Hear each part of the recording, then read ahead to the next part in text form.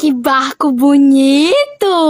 Você quer de volta? Não, imagina, eu só vim aqui pra olhar um palhaço dentro de um bueiro por cima aqui que tá fedendo a bosta. Claro que eu vim atrás do meu barco. Bora, me dê logo meu barco aqui agora. Pra falar a verdade, eu nem conheço você, viu? Minha filha, sem problemas. Meu nome é Tia Coisa. Tia Coisa Emily Tia Coisa, tá vendo? Agora você me conhece, minha linda. Nossa, considero agora até da família. Só que não. Como é que o ser humano fala com um palhaço dentro de um esgoto e depois fala que é normal? Peraí, eu vou ver o normal agora. Cadê meu barco, filho de rapariga? Não, Deus me livre.